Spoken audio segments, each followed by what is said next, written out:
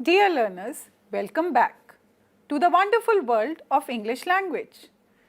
Today we are going to do part 2 of chapter 4, A Question of Trust from class 10th supplementary reader, Footprints Without Feet. Let's continue. As we all know, supplementary is for fun, but we need to comprehend. So, objectives of today's lesson.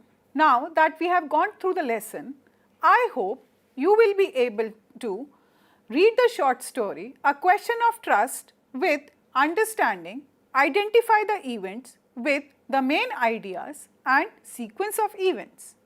Second, you would be able to appreciate the text, interpret the events and the theme of the story and connect it with your personal life and daily knowledge.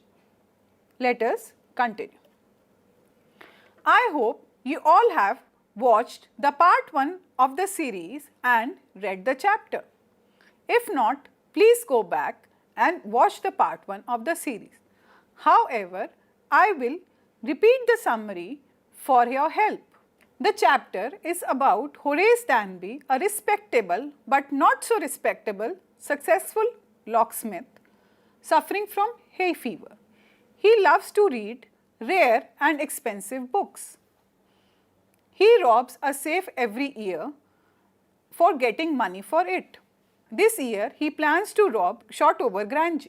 There, he encounters a lady in red who poses as the owner and fools Horace in opening the safe for her. Horace is arrested for the robbery. I hope you all can recall the chapter now. Keep your books, pens and notebooks ready. We'll do small exercises. I believe you have understood and can recall the chapter well. You have your pens and notebooks ready. Now, I am giving you a small closed passage. Please complete the passage with the help of the words given in the text box. You can see the passage on your screen. Horace Danby is a 50-year-old successful. Yes, what did he do? Look at the words. Locksmith. Good. Everyone believes he is a good and respectable man. But it is not true. He was sent to jail once about how many years ago? 15 years ago, where he developed a love for reading rare and expensive books. He commits thefts once a year to fund it. Fund it to get the money for the books. Good. This year he goes to Shotover Grange for robbery. He meets a woman who pretends to be the owner of the house. Very good. Good going. Let's continue. He opens the safe for her to avoid going to prison. Yes, he did not want to go to the prison. 3 days later, he is arrested for the robbery and comes to know that she was also a, what was she? She was also a thief. Good. Have you completed the passage? I hope you have. Great going. Let's continue. Now, I am giving you a small audio clip from the lesson. If you have read the lesson, you can recall it. Now listen to the audio and then we can do a small activity. Please listen carefully. I might ask some questions.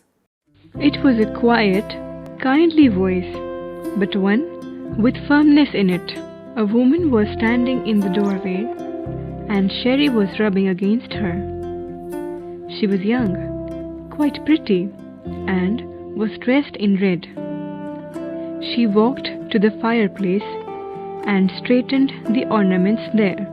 "Down, Sherry," she said. "Anyone would think I had been away for a month." She smiled at Horace and went on. "However, I came back just in time, though I didn't expect to meet a burglar." Horace had some hope because she seemed to be amused at meeting him. It was a quite kindly voice, but one with firmness in it. A woman was standing in the doorway and Sherry was rubbing against her. She was young, quite pretty and dressed in red. She walked to the fireplace and straightened the ornaments there. Down, Sherry, she said. Anyone would think I had been away for more than a month. She smiled at Horace and went on.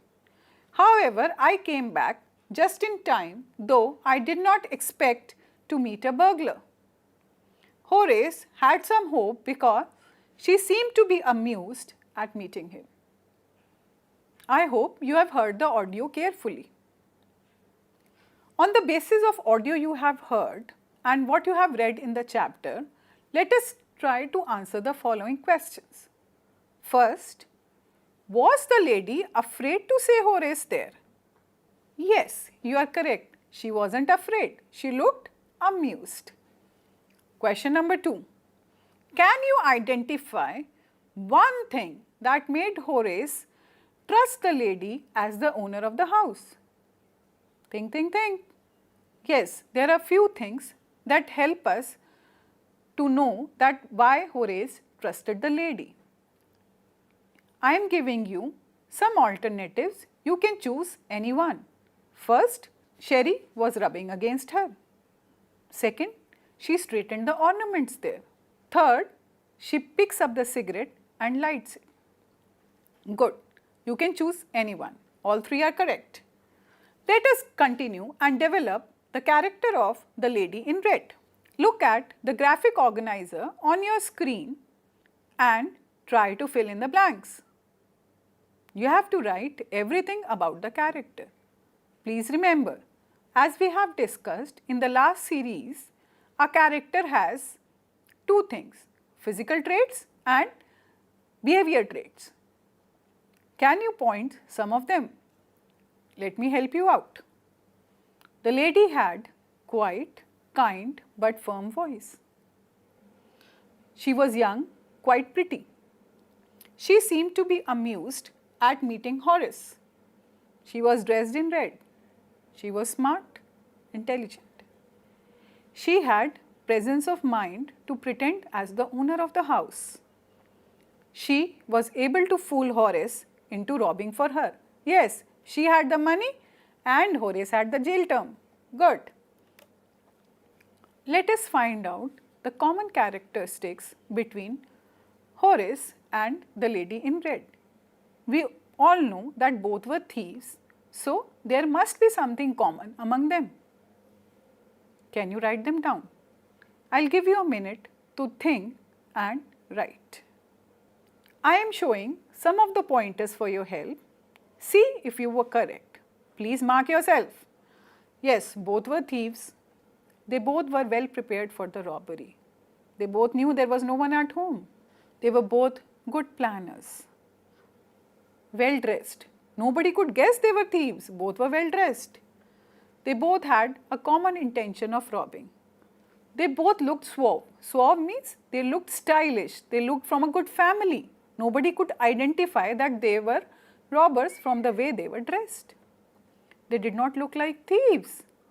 Were you able to write something correct? If yes, please raise your hands and pat yourself. Great work. Excellent work, I must say. Now, every chapter has little things on which you need to pay attention to. I want to see, were you paying attention while reading the chapter? If yes, please mark true and false. Question number 1. Horace Danby was a respectable citizen. Is it true or false? Think.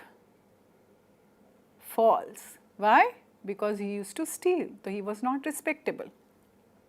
Horace robbed a safe every year for living a luxurious lifestyle. See, this line has two parts. One is true and one is false. So, what will we write? False. Because even if one information is incorrect, it is false. The servant at Shotover Grange had gone to the cinema that afternoon. True. The safe was in a safe place. What do you think?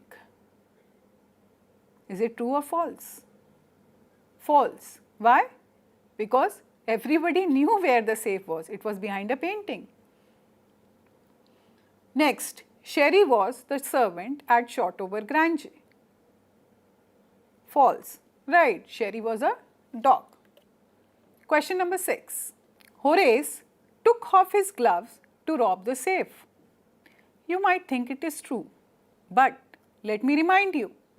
Horace took off his gloves to light the cigarette for the lady, not to rob the safe. He robbed the safe because he was careless. So, the answer is false. Next question. The lady in red was the wife of the owner of the house. Perfect. False. Everybody must have got it correct. Next. Horace Danby likes to collect rare and expensive paintings. Right, it is false. He liked to collect books. In the end, he reached from where he had begun the journey as a collector of rare books. Can you tell me? Yes, again, this is a tricky one. Half part of the sentence is correct and half part of the sentence is wrong. In the end, he reached from where he began the journey, but in the prison. Yes, he was back in the prison. Though, answer is false. Next question. He was a firm believer of honor among thieves. False. It might be true if we talk about it in the beginning of the chapter, but by the end of the chapter, he did not believe in it. So, answer is false. Now, every story has something to offer. Even this story has. Now, let us pause and think. First, do you think Horace was unfairly punished or he deserved what he got? Do you feel sorry for him? After all, he was punished but he hadn't robbed the safe for himself. He hadn't got the money. Do you feel sorry for him? You may have your own answer. You can write it down.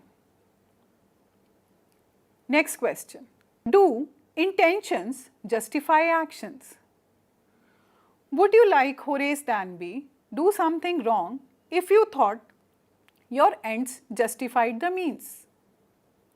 Do you think that there are situations in which it is excusable to act less than honestly? You can have your own thoughts. Please remember, you can mention the previous chapter, A Midnight Visitor, also in this context. Both the chapters have something in common. I hope you have enjoyed reading the chapter and going through it with us. Let me suggest you some more chapters or readings or stories which you might enjoy if you go through them. First, The Unexpected by Ella Etkin. Second, The Confession by Anton Chekhov. Third, A Case of Defense by Graham Greene. All of them are fun stories. You would enjoy reading them. Please go and enjoy. So, let me sign off today with part 2 of the lesson. Please continue reading the lesson and learn English. Thank you.